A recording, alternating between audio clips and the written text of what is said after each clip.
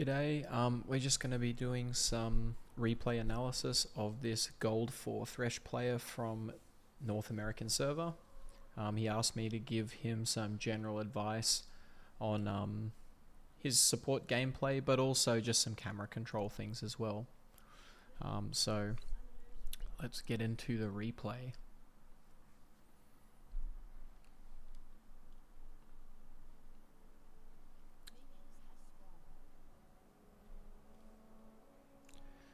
So first thing that I notice in this replay here is we can talk about the runes.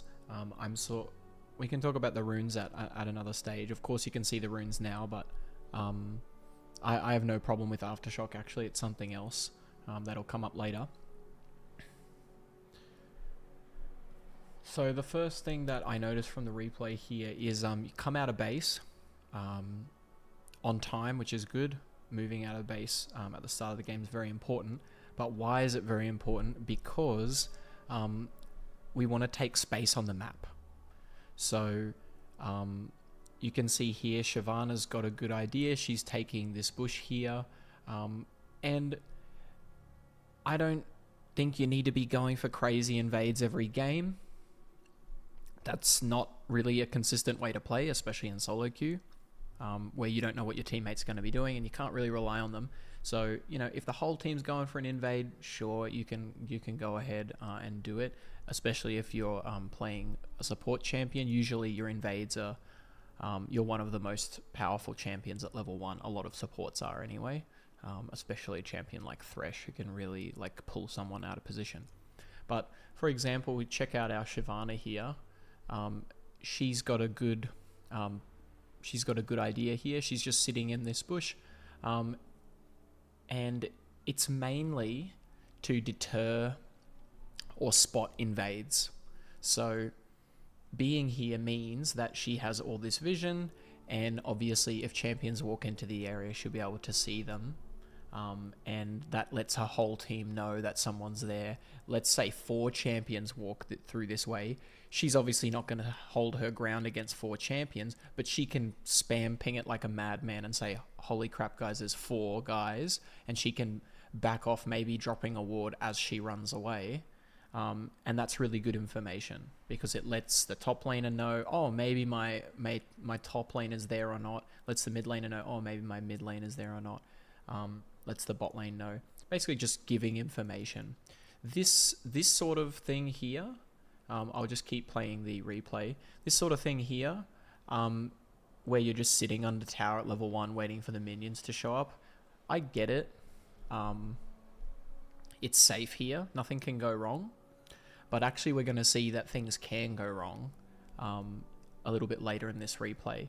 This is just lazy, really. Not saying it to like throw shade or anything, because obviously like there's much more important things to talk about than this. But you know, you want to take space on the map, at least hold your ground. So a good habit is maybe coming to the tri-brush here, or maybe heading straight into this lane brush down here and just sitting in there. It depends on what champions you're up against. You know, if you're a strong level 1 champion, like a Braum or like an... I mean, Thresh can be good, but like a Braum, like a Blitzcrank, like a Hook champs are obvious ones, but even champs like a Braum, like I said, really good level 1 powerhouse characters, don't be afraid to get right up in the enemy's territory, even going right up into their brush down here. Because, you know, if they're late or they're lazy or they don't want to check it or whatever, you just walk out and you can blow summoners, get free kills all the time. Basically, you're just giving yourself an advantage against lazy players, people who do this sort of thing here. So we don't want to do this. So I'll keep playing the replay. Yeah, one of the reasons why it can be so bad is I'll just play it a little bit longer, a little bit longer, a little bit longer. So we've entered the lane here, and after entering the lane here, you can see that this bush has been fog of war, has been dark for the entire time here. So we don't know. We only have vision right now of Teemo in the mid lane. That's it. As the red side, we only know about Teemo being in the mid lane. What that means is it's highly unlikely, but still very possible that all 4 other champions are here in the tri-brush, and you've just walked out into lane, and they're going to come in behind you and potentially just get a double kill right there. And so, yes, it's very rare that these things happen, but allowing the, chance for it to happen is just a bad habit. So we want to protect ourselves against cheeses. Basically, if you can protect yourself against the cheese, then you actually come out with a free advantage, because the enemy's, committed all these guys to the other side of the map. Your team can see that, and then they can go get free vision in the enemy jungle, or they can get first move on the top wave and the mid wave, and it just ends up actually being a net loss for the enemy if you spot their cheese. But if you just sit under your tower, can expose yourself to cheeses, of course. And we're about to see here, by not taking space on the map, look at this. Enemy bot lane was in here the entire time, and they come out and surprise us on the first wave. Now, granted, this is kind of 50-50. Like, as a Tahm Kench, I wouldn't be 100% confident that I'm going to win the all-in, but I would say that against a Thresh, Tahm Kench has got a little bit of an advantage. He's a lot tankier in the early game. He's got more armor, he's got more health, his attacks do bonus damage, and he can stun you with a couple of attacks plus a Q. His Q's only got a 7-second cooldown, whereas Thresh has got this long cooldown on Flay. So yeah, level 1, Tahm Kench is pretty powerful. And so you don't want to be surprised by him level 1. I like your reaction going in and igniting the Smolder and just flaying him backwards and saying, get the heck out of here, get off my guy. And that sort of means that, as you can see, MF does make it out, but look at the health she lost. Like, yeah, Smolder lost a good chunk too because of your reactions. And Tahm Kench used all his sums, of course. But yeah, like, that's just like, we don't want to have this start to the lane. It's just, we don't have to deal with this. We'd rather play a nice, clean laning phase. So yeah, check the bush. My advice for this little beginning here is you haven't checked the bush here. So as a Thresh, you can, I'll just go back a little bit here. As a Thresh, what we can do is move with the minions. If you feel like it, you can throw your hook into the bush, but I wouldn't really recommend throwing your hook into the bush because, like, most of the time they're not going to be in there and you just waste your cooldown. That is if you've started hook level 1. If it's a weak level 1 lane, you'd like to bully them probably, so we don't want to be wasting our spell necessarily. But what you can do is you can walk with the MF into lane here and stay on the top side of the minion wave. Just start hitting the wave. Because these guys are going to have to come out to challenge the CS once it starts getting low. Otherwise, they're just giving you guys level 2 advantage for free, and you guys are going to destroy them if you hit level 2 first. So actually, if they just sit here and you don't give them the opportunity to ambush them, you don't give them the opportunity to ambush you, you're the lane that's going to pull ahead. So that's a good thing to be aware of, is, yeah, just start hitting the wave and hide behind your minions, even move over to this side of the map, to this side of the lane. And yeah, if they want to sit there forever and miss all the CS and experience, sure, okay. They won't miss XP if they're sitting here, but they're going to, you're going to kill the minions faster, so you will hit level 2 first. So, and then when you hit level 2, if they still haven't shown themselves, I mean, I don't know what they're doing at that point, but yeah, like, they're missing gold anyway, so they have to challenge the CS. So I'm just going to stop it here for a sec. Obviously, I don't have Mr. Helgor here with me to give his answer to this question, but it's still an important thing to talk about. Coming into every lane, we want to think about basically our plan for the laning phase. What are we going to do as a Thresh with an MF against these two guys, right? I think in the early game, mechanics aside, this is the most important thing. Mechanics are obviously going to be a huge part of the game in general. Like, there's no denying the impact that mechanics has on your improvement as a player. But, you know, mechanics will actually slowly improve over time. And there are some mechanics where you will need to, you know, actively practice them to get better. But for the most part, you can get away with pretty bad mechanics as long as you are coming up with a good plan and you're executing your plan. Because most people are just playing on autopilot. They're just running up and hitting you, and you know, you can take advantage of that. Players that are just autopiloting, they just see champion attack champion, see minion attack minion.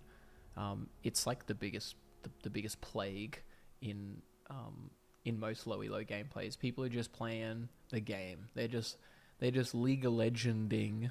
They're not actually engaging with the strategical side of the game, and that's fine. But in ranked, you know, you can get a big advantage from exploiting these players that are just kind of vibing out and attacking minions and attacking champions, and they're not worried about too much about level ups, and they're not worried too much about cooldowns and who's got what up, and they're not worried too much about, you know, runes and who's taken which runes and summoner spells and all those things. They're not clicking on the other champion and checking out what he bought out of base. They're just fighting, and yeah, that's so we're gonna get free advantages from these guys. So we are a Thresh, and we have an MF, and we're against a Tahm Kench, and we're against a Smolder. So if you want to do it easy mode, I like to just look at, you know, what each champion wants to do in the lane in general, and what runes they've taken can give you a bit of assistance if you're not too familiar with the champions. So we have Thresh with Aftershock. It's an all-in rune.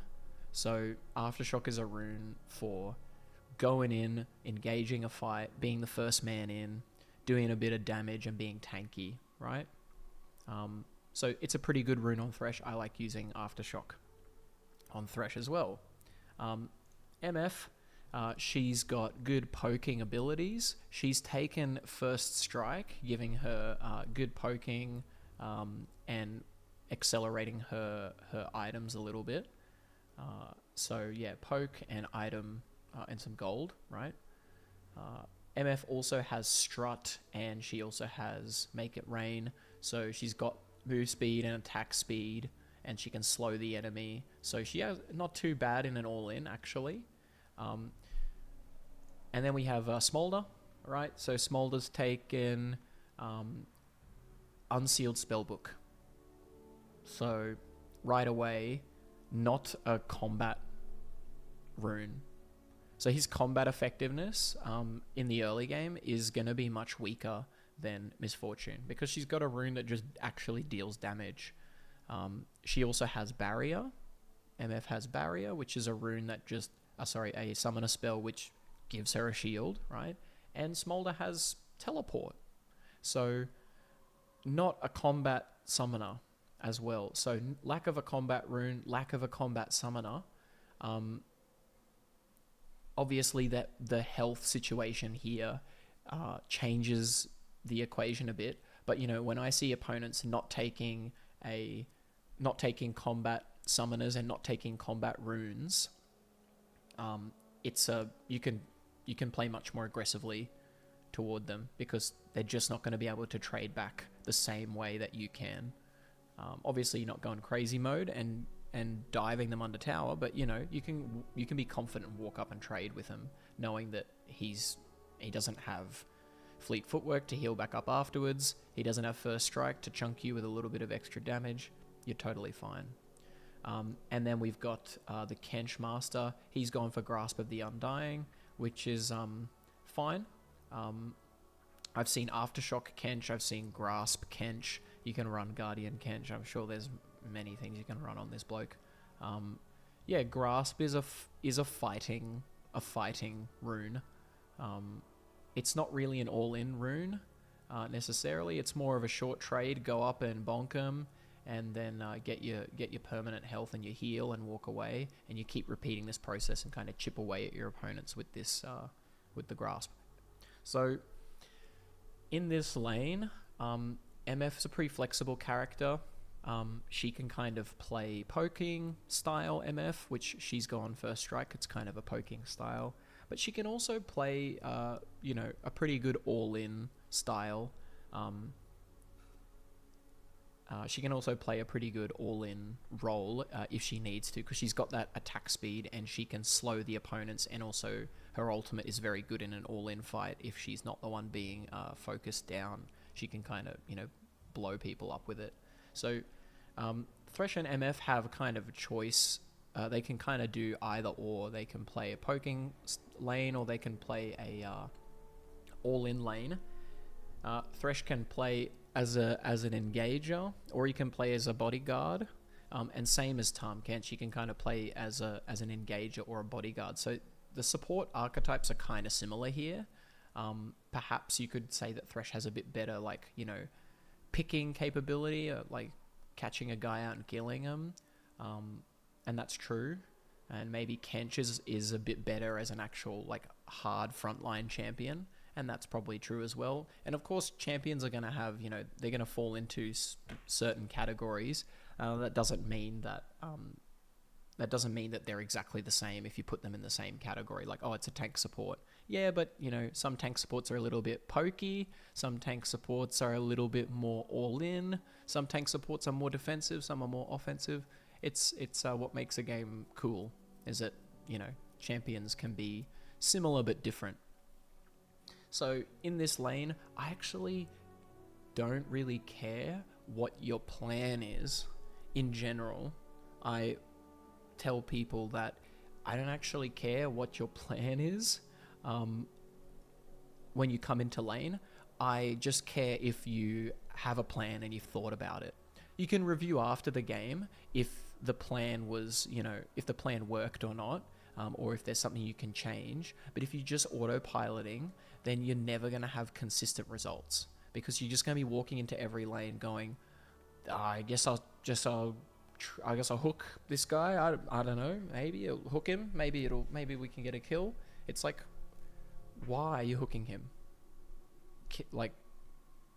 If you want to trade with him, sure, but make it intentional. That's basically what I'm saying is, I want to get people to make intentional decisions at all stages of the game. It's pretty hard work. Like, you will tire your brain out. I know I tire my brain out, which is why, if you grind many games back to back, you're going to stop bringing the same level of intentionality, and you're going to start autopiloting. Yeah, I don't actually, like I said before, we don't have Helgor here to tell us what was your plan and answer that question.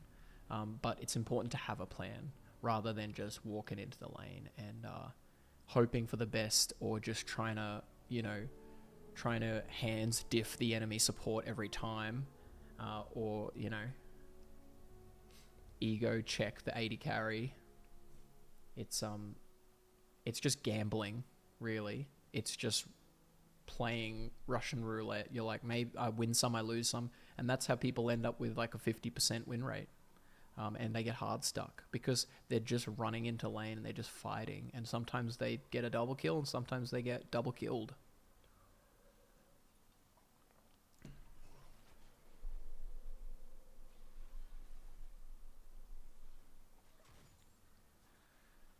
So yeah, I'd be hitting the wave a lot here. Yes, there's level 2 here, you're level 2 as well. Why would I be hitting the wave here? Because MF probably wants to take a reset. She's already drunk her potion and she's quite low compared to Smolder. She probably just wants to get out of the lane. So losing control of the wave is the quickest way to make sure that MF's going to be trapped here for a really long time. And it's not always going to be possible to get control of the wave, like totally. But you know, if you're not trying to get control of the wave, you're basically saying to the opponents, "Yep, you got me. You can take control of my wave. I'm not gonna fight you for it, and my ADC's gonna be trapped in a lose-lose situation." Because yeah, MF's so low here. Her options are try to stay and pick up this CS and XP and risk getting killed. Like, she's gonna miss so much CS because she can't walk up. She's under threat of the Tahm Kench just going in on her when he's level 2. Or she's gonna be pushed under tower and getting poked out by this Smolder, just feeding him stacks, and she's not gonna be able to step up to CS, so she's gonna fall behind in.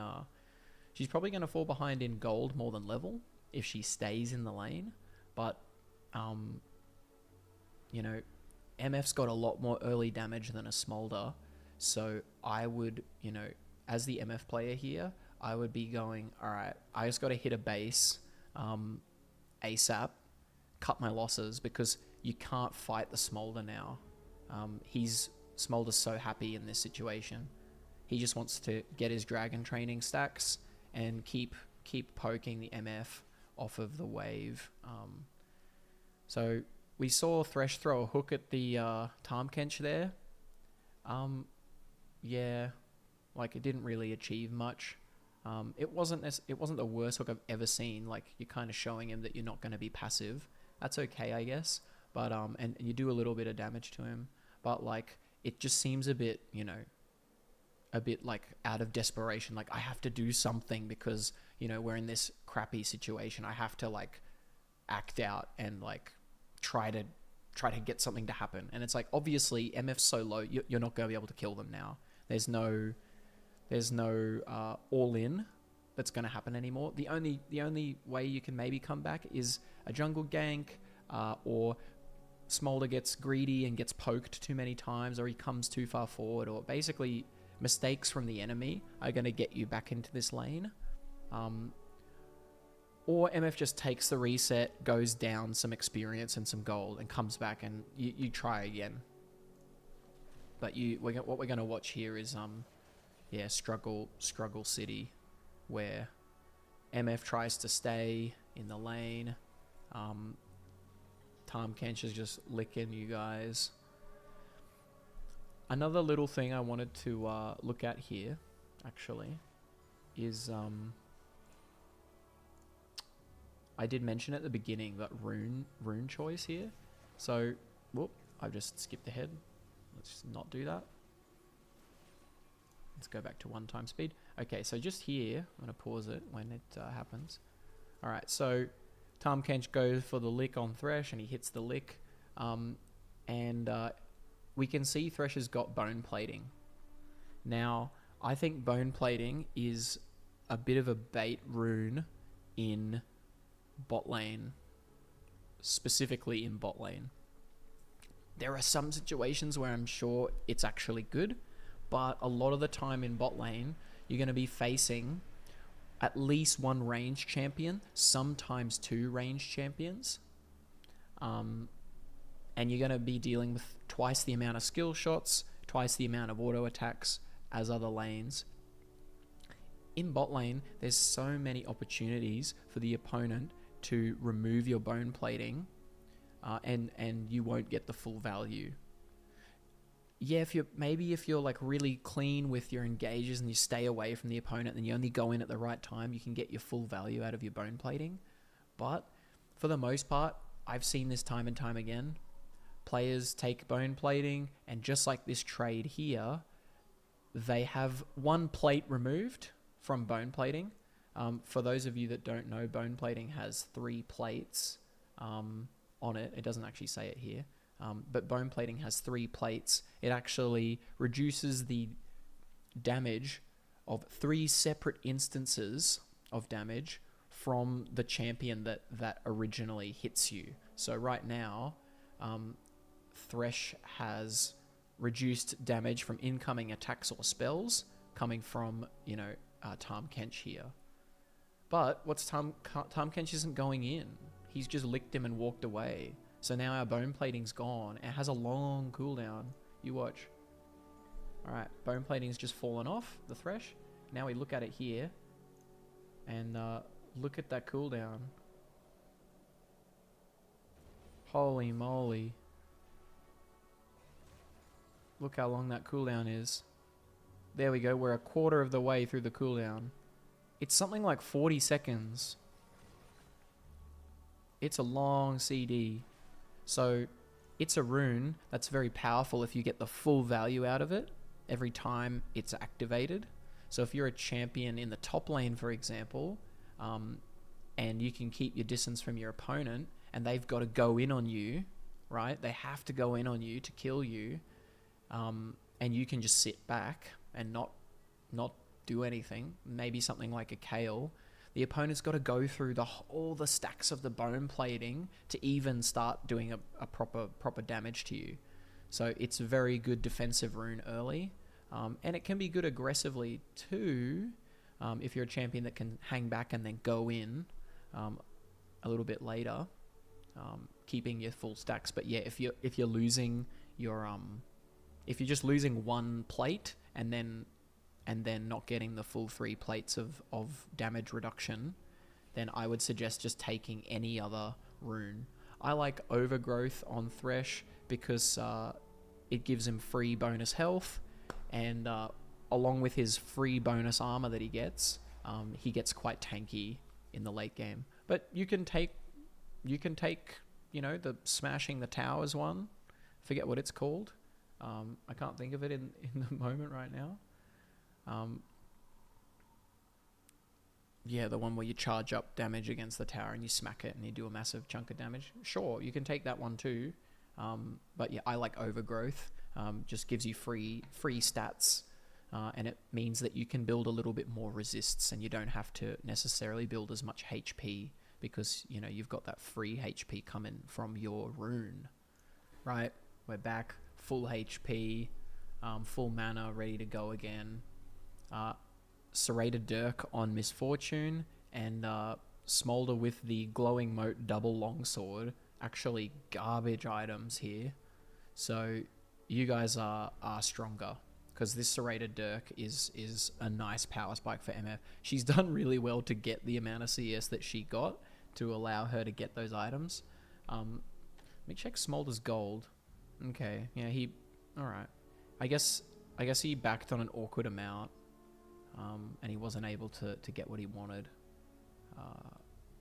which is probably like a Sheen or a Tier or a Sheen or something like that. Actually, they don't take Tier, they go for the Sheen for the Essence Reaver. But yeah, double longsword and glowing moat's kind of crap. So nice for you guys now. Should destroy Smolder in an all-in.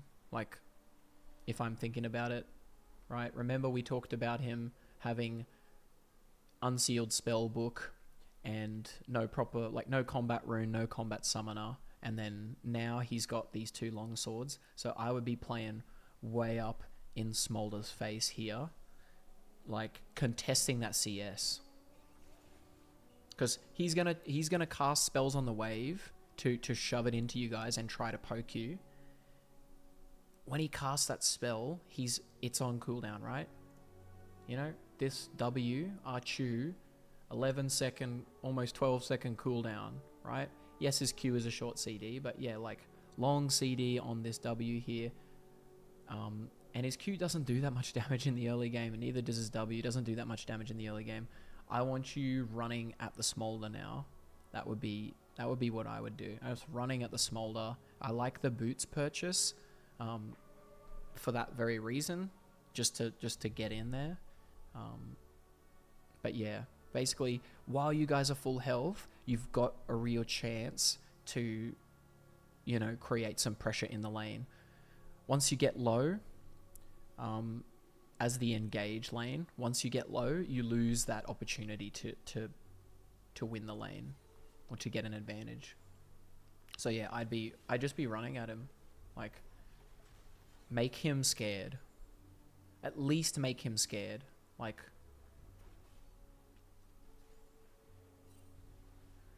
he should be afraid. And if he's not, show him why he should be afraid.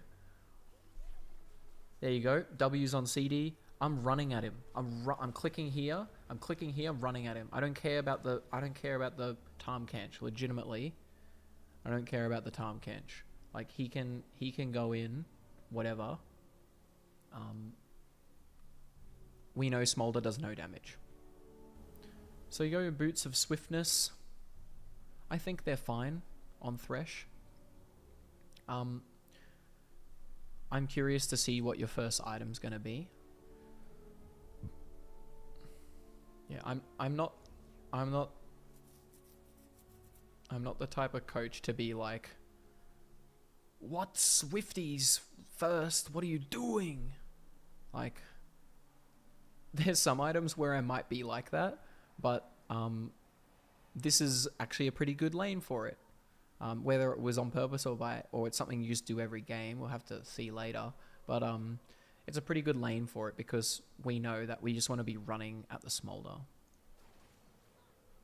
I like this. I like it. Just flay him. I would have just flayed him straight away. Like, he was in range for the flay there. If I just go back a little bit. I've gone back so far. Slow it down a little bit. You don't have flash, so you can't flash flay him. Otherwise, that could be an option too. But because you've gone Swifties, I was literally just talking about this. Because you've gone Swifties, right? And Smolder has no boots. Yeah, he can do his little fly away, but man, you are fast as can be with the Boots of Swiftness, right? So, and even if he slows you, you have the slow reduction. So this could, rather than auto attack him here, like, yes, Tarm Kench is coming. We don't know that exactly, that he's coming. But honestly, I think run up, flay this guy, and then start whacking him. Lantern your misfortune, Q him. If MF doesn't look like she's coming, then you run away. But you've got the, you know, if you flay him, you've got your Aftershock tankiness. And you've got that bonus damage from Aftershock. So you're going to get a nice trade onto him. And remember, even if Kench comes in and goes onto you, right, because he's trying to peel you off of his carry, that's great for MF. She is literally, she's having no spells targeted at her. She's just free to attack. And yes, people are going to be shit and not follow up and not attack and not do the right thing. That is true. That does happen. I'm not saying that you should trust your ADC to always follow up on you, but this is a play that's going to work regardless, right? Even if she doesn't follow up on you, you're putting damage onto the Smolder, getting a nice trade onto him with your flay and your auto attacks and probably a death sentence as well at the end, right? And that's damage that is going to stick on the Smolder. Yes, you might take some, well, you will take some damage in return, but damage on Smolder, trading your health for Smolder's health is great. You should always look to do it if you can. Trade your life for the AD carry's life, not like your entire life, even not like die to kill the ADC, although that is also good most of the time, because it gives your ADC free farm and whatever. But just trading your health for the AD carry's health, any chance you get as support, just as a general support concept, is really, really powerful because your ADC is on full health, enemy ADC is chunked out. Yes, you as the support are going to be hurt a little bit, but who's the person who needs to farm in the lane? It's not the support. You can sit back on 300 HP. Well, you're not going to be that low, but you can sit back on half HP, chilling there, right? waiting for an opportunity. Whereas Smolder being chunked down to half HP, every time he goes up for a minion, now MF can have the confidence to trade with him, because he's never going to win. He's never going to win that trade anymore. He's down to half of his life, and MF can just walk up and smack him with impunity. And if an all-in occurs at that point, well, Smolder's already half dead. So you just have to do one more hook, flay combo, and he's gone. Whereas MF, even if they fully engage onto her, she's full HP. They're not going to kill her. Probably. We can't know that for sure. But yeah, I'd just be flaying this guy. Like right now, you're in range to flay him. Flay, flay, flay. Don't be afraid. Don't be afraid. Know your win condition. Yeah, I get it, being afraid of the Tahm Kench here. But look, now Tahm Kench gets to go on you and get a free trade on you instead. And the Smolder only took like an auto attack's worth of damage. He should be more hurt. Smolder should be more hurt. And you should be, yeah, maybe, like I said, maybe you get chunked out by, you lose 400 HP. But if Smolder loses 300 HP, that's fine. I'd take that. Especially because he doesn't have fleet footwork. He's relying on the Doran's Blade, Omnivamp, to regenerate his health there. So you're Gucci going up and smacking that guy. Do that more, right?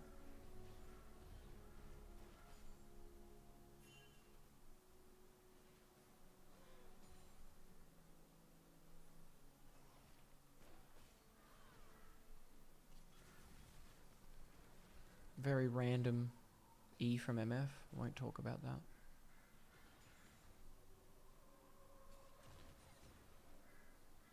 And it's sort of a weird dichotomy in this lane, because we have Smolder, who,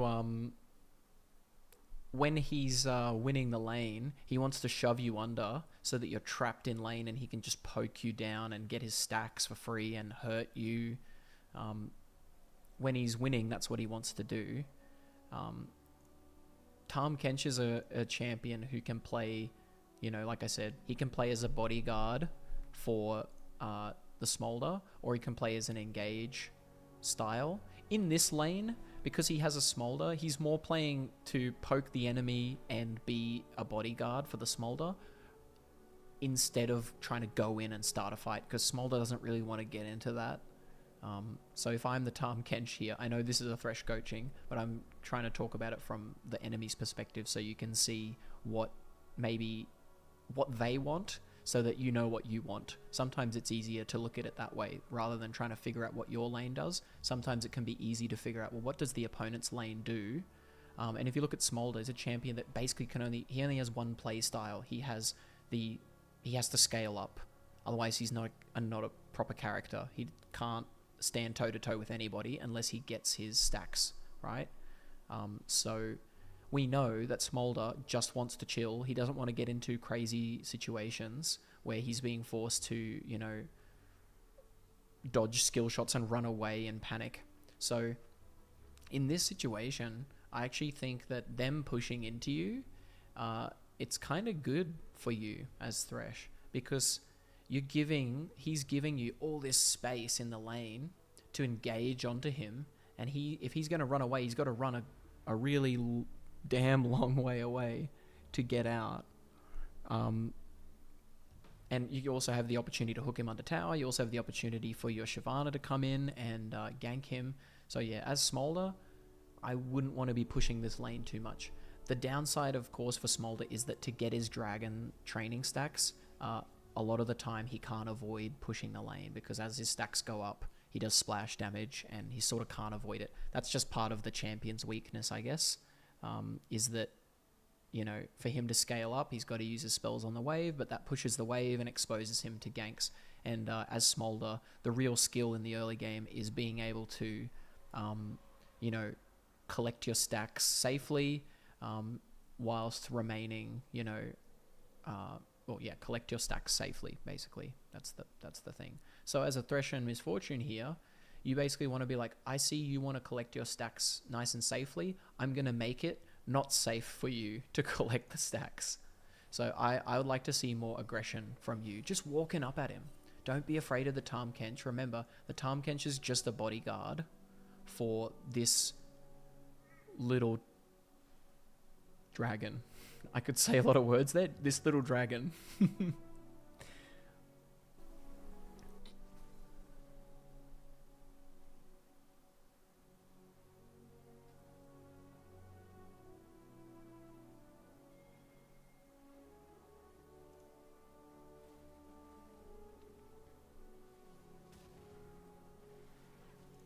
So why are we going for the Herald? It's not a. I'm not saying it's a mistake. I just want to know why we're going for it, because we know Swain's not ready. In base. Oh, sorry. He's. We know Swain's not ready. In lane, he doesn't have prio. Teemo's got priority, so Teemo's going to be the one who's going to be able to come and check this first. Same in the top lane here. Darius is like a higher level, and he's got priority on the wave.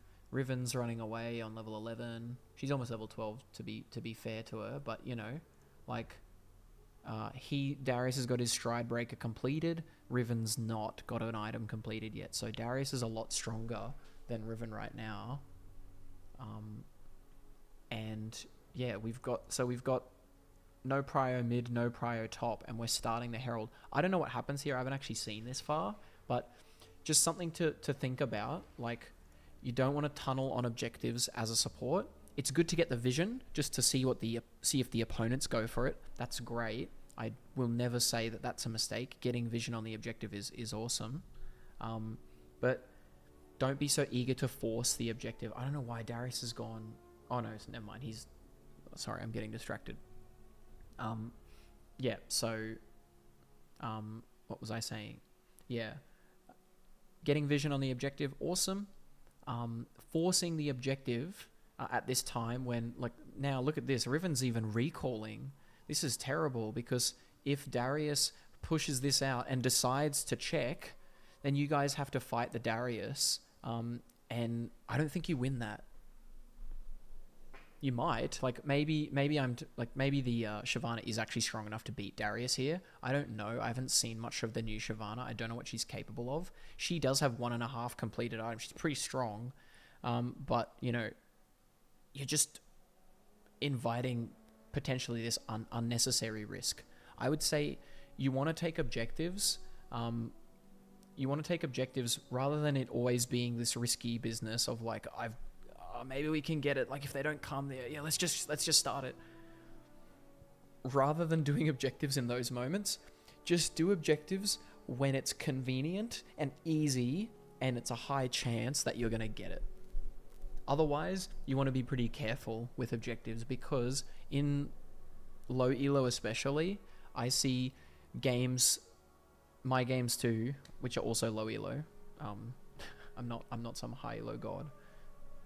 In many low elo games, I see games thrown completely over a herald. It's usually not a herald. It's over dragons for the most part, because that's where, like, most of the concentration of players are. Usually dragons are where, you know, you get 3-4 players fighting in the early game quite consistently over the dragons. Like 3-4 players on each team. So you've got, you know, 6, 7, 8 players there at these early drakes, and they're not worth that much. Like, these early dragons are really not worth throwing away waves of CS and waves of XP and dying and giving away all this lane presence and experience and gold just to get this little stat bonus. Like, I honestly just give the drakes up. If your team's not in position to do it, if it's a bit risky, just hand them over. Is my advice. So here, I don't know what happens, but I would just be very careful. I think you guys are gonna get it, because Teemo seems like he doesn't care, and Darius seems like he wants to stay up here. So yeah, you guys are gonna get the Herald, but just know that, you know, you got a little bit lucky. At least we're going to transition that into potential little play here on the Darius. We'll see how it goes. But you guys are so underleveled compared to this guy, so hopefully you can burst him down before he gets his stacks off. Oh no. Oh no. Oh dear. Right, and he's going to take tower shots and he's going to go down to the ribbon, I would assume, here. Okay. It did work out for us in the end. I mean, I say work out. We went 2 for 2 with the opponents there. So whether or not that's working out or not is a different thing. It gives our guy free wave on top and puts Darius a little bit behind, I guess. Riven gets back into the game off that. But yeah, a little bit risky on that play because you guys are such low level compared to the Darius. That yeah, if you don't burst him down quick smart, which is very hard to do when he's got all this bonus health, he obviously is a champion that can kill you. So I don't think it's a mistake. I just think it's unnecessary risk. Like, remember, you're spending all this time top lane when MF's down here. Like, she's doing a good job down here. Just come down here and kill Smolder. That's so much easier than going off and doing these other plays around the map. I would say in the early game, like, roaming a support is good to do when you have a little opportunity, but for the most part, just dumpster your lane, because the opponents in front of you are going to be like probably the easiest access to golden experience rather than running around the map. Sure, if you've got a giga-fed jungler in the mid game, you can just run around with them and not worry about your 80 carry anymore. So tower goes down. Alright. Okay, so first tower on the map goes down. This is, technically speaking, the beginning of the mid game, because it's 16 minutes now, so all the towers should have lost their plating. I believe, actually, I don't know if it works like that anymore. Who knows? I'm the coach, by the way. Anyway, we've gotten to the stage where the first tower on the map has gone down. So I would classify this technically as the beginning of the mid game, because now the bot lane can shove their minions further up the lane, and they get extra free time to collapse into the mid lane or go top or go into the jungle, right? Basically, the enemy bot lane is about to be freed up to do other things.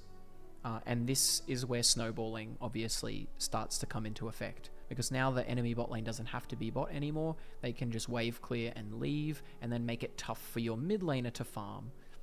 Yeah, they're going to be sharing XP and gold with their mid laner, so it's not ideal, but the whole idea is like, well, if you can completely push this guy off the wave, make it impossible for him to play, then like sharing gold and experience doesn't matter too much, because you guys are getting some gold and experience, and he's just completely pushed under his tower. He's gonna lose his tower, and then it's gonna create this domino effect across the map. Also, vision can then be placed very easily into this area after the wave gets pushed up. Vision gets placed into the blue buff area, and it cuts down on the safe areas for you guys on the map, because now you guys, your bot lane, you and MF trying to push up, can be flanked through this area now that there's no tower. I mean, this is basic stuff that a lot of people know, but it's good to go over that and just sort of go, all right, what is possible now for the opponents now that this tower has gone down? So you have to think as a Thresh, all right, mid game begins, all right? Beginning of the mid game, on support, you have to start changing your focus. So whatever happened in lane is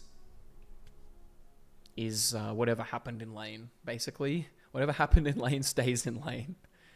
We don't think about it anymore.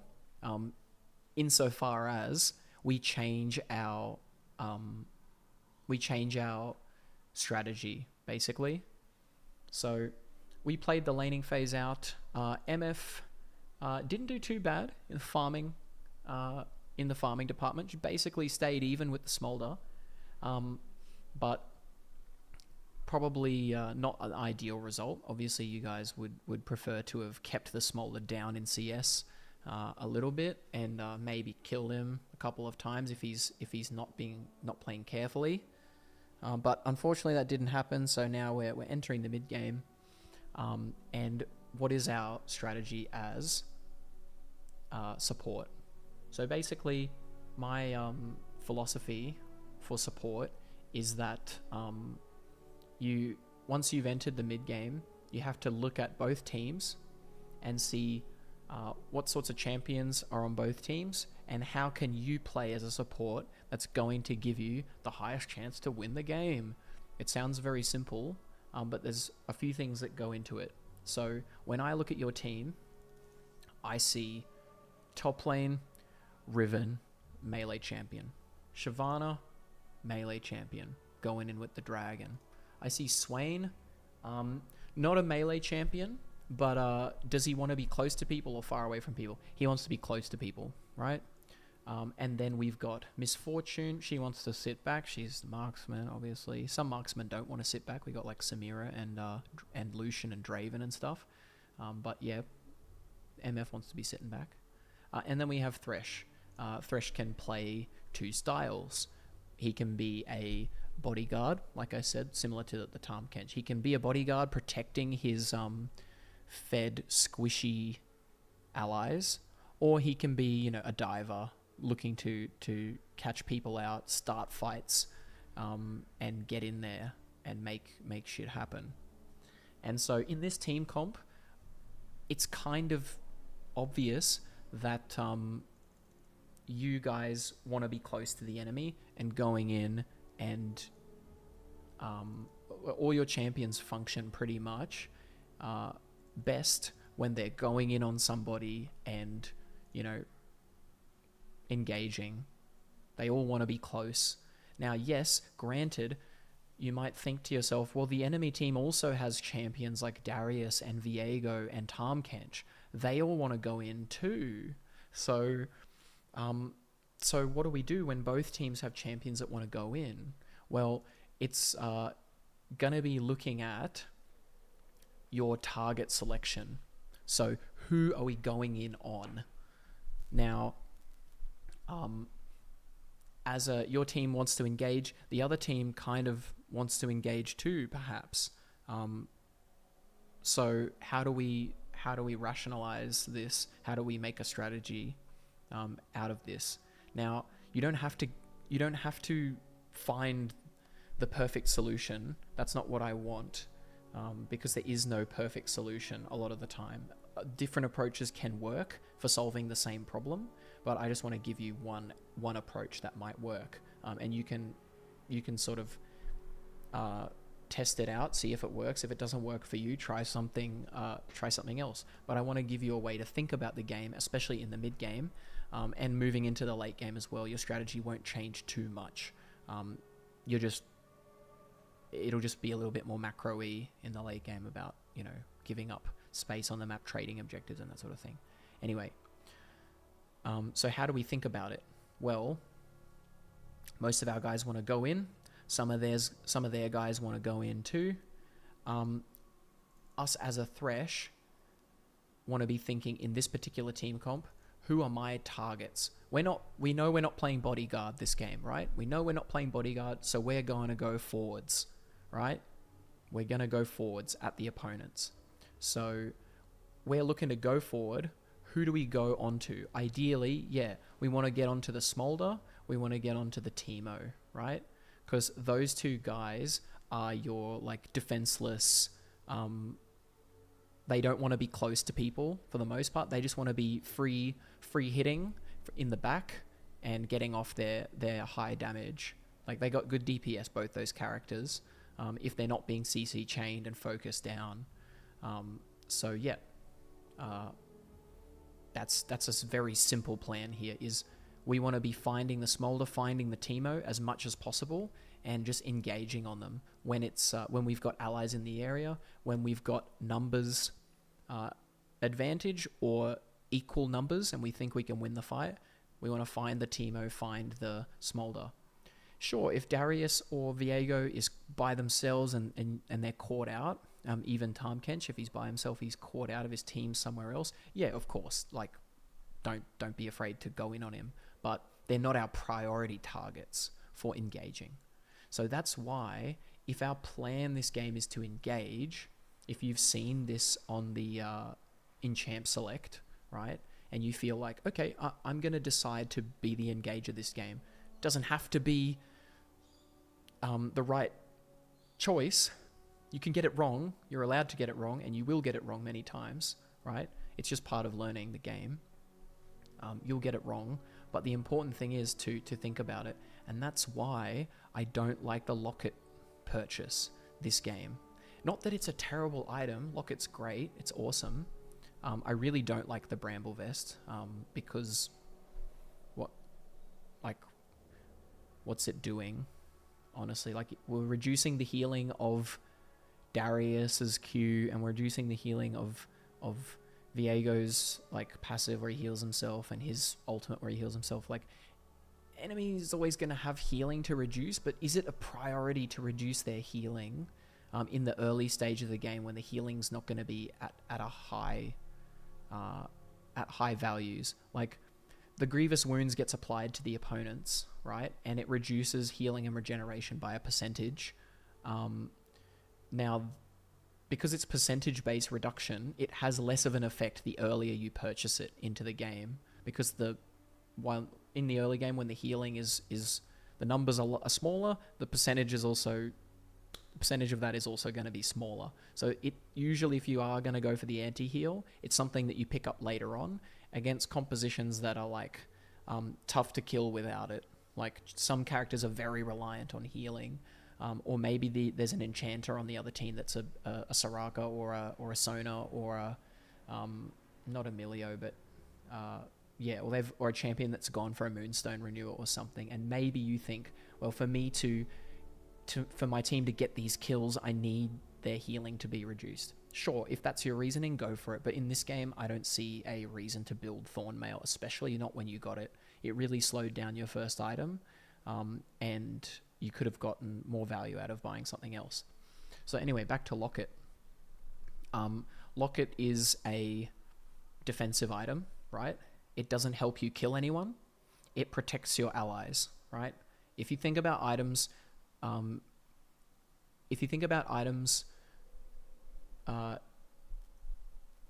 in relation to what they can accomplish for you, rather than like, oh, this is what it recommended, or this is like a commonly built item on Thresh, so it couldn't be bad, you will start to have a more consistent strategy within your games. You'll have a more consistent approach. Because support is one of the most flexible roles in the game, in terms of items, in terms of skill order, and in terms of play style as well. Because like I said before, Thresh is not just a hook and go in champion. Sometimes he can be a protect the backline style champion, where you're flaying people away and using your lantern to save allies, and using your box to slow down approaching enemies, and hooking guys off of your carries. All of that peeling playstyle is valid, and it's up to the support player to decide which playstyle is going to be best for the game, right? If I'm playing Tarmkench, right, on the opposing team, I see all these like champs that want to go in. I want to be bodyguarding my Smolder and my Teemo this game. So I want to be stopping the Riven and the Shyvana and the Thresh from getting onto my Smolder and my Teemo. If I can do that, probably Smolder and Teemo will be able to dish out a lot of damage onto your team, if I can just keep them safe. So as the Tarmkench, I want the Locket, and I want the Mikhail's Crucible for QSSing. Perhaps not in this game because, I mean, Tahm Kench can eat people with his ultimate, but that's a different thing. Yeah, so what would I like more than Locket? I would like a more aggressive item here. Something that helps you go in. Something like Shirelia's or Trailblazer, or even a Zeke's, which once you've gone in, it gives you that like AoE slow and damage, right? Items like that are going to be better in this game because they help you achieve your goal of getting in and finding the Teemo and the Smolder, and locking them down and killing them. So yeah, that's my my quick tips for mid-game strategy is look at your comp, figure out what your team's champions want to do, and then how is your playstyle and items going to facilitate your team doing what they want to do. And some games it's going to be really easy, and some games it's not going to be so easy. Like, you know, in this game, I feel like it's a little bit, it could be a little bit of a grey area if you're not too sure. Looking at the two teams, you might see a Darius and go, I don't want to go in on that. And yeah, you're right, you probably don't. But overall, just looking to look at it overall. And like I said before, you don't have to be right about your decision making. It's just important that you make the conscious decision, and then you can go back after the game and you can watch the replay and say to myself, okay, my plan this game was to engage onto the Teemo, engage onto the Smolder. That was what I had in my head as my goal. Did I achieve that goal? Is the first step. Did I achieve that goal? If you didn't achieve that goal, you have to try and work out, well, why wasn't I able to? And that's a different thing. But at least you're being active in your replay analysis. You're being like, why wasn't I able to achieve my goal? That's step one. Step two is, if I did achieve my goal, was it the right goal? And sometimes this can be a hard question to answer, much harder than the first question. Sometimes, did I achieve my goal of engaging on the opponent? Did I achieve my goal of engaging on the opponent? Simple to answer that. Like, did I get him or not? It's kind of obvious, right? The second part is like, was it the right decision? Well, that can be hard because if you're looking at just the outcome, you might go, well, I got him, but I went in, but you know, we all died, we got wiped. Does that mean it was the wrong decision? Maybe, maybe not. This is something that you'll get better at as you go through the game. But it's just important to think about it, at least. If you felt like, man, I hooked him, but my team just wasn't there, well, how can we make sure that we're not going in when our team's not there, right? I see a lot of supports blaming their team for not following up, but that's not like you have no control whether or not they follow up. So you can't really be making plays that rely on your team to follow up. You have to be making dumb plays that work regardless of what your team is doing. So that's why you can't be making you can't be engaging on the enemy AD carry if you don't have anyone in the area who can burst them down. You're like, I hit the craziest mad life hook, oh my god, and you go in, you fly in, and then you realize afterwards, we've all done it, you realize afterwards, oh shit, I'm alone, I'm dead. And yeah, I mean, obviously, like those mistakes happen, but it's just good to think about it and be like, okay, how could this play have worked? If my team isn't paying attention and I land a hook, maybe I should just be like, crap, they're not watching. That's okay, that happens. That's the game. It's a team game. You don't have to rely on your teammates, but you have to play around them. Anyway, I've had it paused on this screen for a long time. I actually don't really want to look at the rest of the game, to be honest, because I feel like I've already like info dumped hard enough. And whether or not you went and did the things I'm talking about here is kind of irrelevant, because like you didn't know about what I was asking. So yeah, we can maybe do another session later, watch another replay at any time. I'm totally happy to do it completely free of charge. Tell your friends, tell your family, I'm doing free coaching, all right? I'm about to word vomit all over everybody. So yeah, thanks for watching.